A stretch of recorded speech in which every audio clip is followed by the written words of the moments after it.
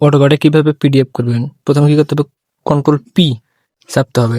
তারপর এরকম ইন্টারফেস আসবে, উপরে উপরে নন, এদের কি করতে হবে, মাইক্রোসফট প্রিন্ট টু পিডিএফ ওইটা দিতে হবে। তারপর উইন্ডো, এখন কতটুকু জায়গা আমরা পিডিএফ করবো ওইটুকু সিলেক্ট করব, এইটুকু সিলেক্ট করবো আমরা।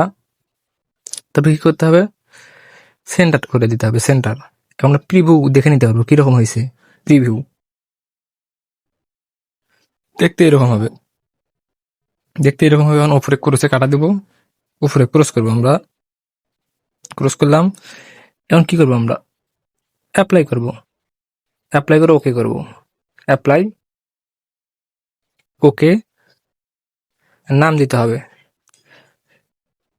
কি নামে পিডিএফ করবেন আপনার নাম দিবেন। আমি দিলাম পাইল কলাম, পাইল কলাম। তারপরে সেভ করতে হবে, সেভ। আশা করি বুঝতে পারছেন, একেবারে সহজভাবে। ওই যে নিচে কিন্তু হয়ে গেছে, দেখাইতেছে। এভাবে আপনারা করতে পারবেন।